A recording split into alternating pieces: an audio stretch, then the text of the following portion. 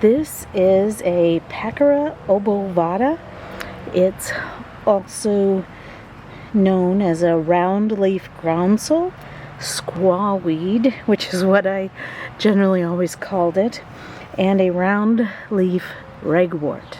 Now, I wasn't even going to record a video because I thought I had eradicated all of this, but when I transplanted this lily, somehow one of them survived, and so we're going to take a look at it. I'm glad I get to share it with you in a video.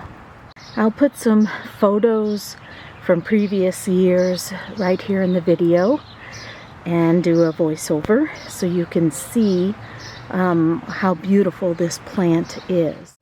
Here behind the chair you can see it blooming in a full glory of bright yellow. It is such a happy plant in the garden, especially when it's there in the masses, and you can see it looks great in front of my white fence. It's really a showstopper. This kind of shows the ditch area I was trying to fill. It's too much for my little quote-unquote ditch. It's great for large ditches if you have that kind of spot, and this just shows you how beautiful it is when I am photographing it. And I really like the plant. It's just not for my garden. So Packera obovata is in the Asteraceae family, which is the daisy or sunflower family, and I can see that. So Packera, the name Packera honors a North American botanist named James G. Packer. Obovata, which is Latin meaning egg shape, refers to the basal leaf shape. Oh, I guess we got to see if we can find some leaves. Actually, I don't see any of the basal leaf egg shapes. This one here might have been one. It's probably because it's underneath this lily. So I did learn something. I love learning. The word basal means growing from the base. And so the egg-shaped leaves usually come up first. I saw some of them online during my research, and they're at the base of this plant. And then the stem comes up from that. So this plant actually, interestingly enough, has two shaped leaves. It has the egg-shaped leaves, which are the coming up from the basal, and then it has the upper leaves, which we see here, which are serrated. The stem is about 18 inches high, so it's not a really tall plant. And if I had basal leaves to show you, you could see how they are a basal rosette, or a clump of leaves at the base of the plant.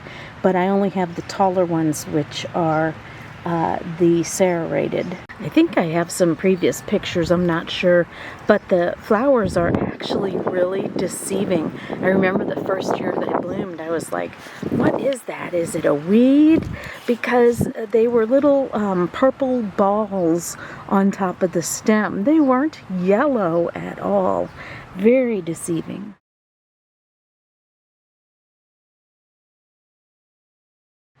The flowers are daisy-like, orange-yellow petals, an array of petals from a central disc. So you can see that, a central disc. I wonder how many petals there are. I'm going to count them. But before that, the top of the stem has a cluster of flowers called a corymb. So you can see, when it first bloomed, there was only one flower. And so you can see at the top, this is what's called a corymb. A little cluster of flowers. Let's isolate one of them. And you can see they're coming out from the center disc. I see 1, 2, 3, 4, 5, 6, 7 petals. Let's see if this one has 7. If I can isolate it. 1, 2, 3, 4, 5, 6, 7. Now, when it's done blooming, you just cut off the flowers to leave a semi-evergreen basal foliage at the ground as a ground cover for the rest of the garden season. So for this one, I would cut it way back here, but the basal leaves are way down there. But I don't have any basal leaves on this one. I believe that this flower self-seeds very easily. And that is why mine spread so quickly. It was everywhere. Definitely more like a weed. It thrives in shady locations, so like a rocky wooded hillside would be a perfect spot for this plant, as it tolerates rough terrains. It is also a rhizome and spreads that way. So I bought this plant at the Missouri Native Plant Sale. It was recommended for me to fill a ditch, but my ditch that I dug over here was really not that big, and I don't think the man who recommended it to me was really gaining the concept of what I was needing for just a smaller area where water flows instead of a big ditch. Now, if you had a big ditch, this would be perfect. This flower is often found in the Ozarks of Missouri. So in 2023, after it bloomed, I began to eradicate it. So this is 2024, and I only have this one blooming that survived. I did absolutely love it, but it just was not right for my garden. It was too much of a vigorous spreader, so it was too much work for me. But it would be right for the perfect spot, and I do recommend it if you have the perfect place for it.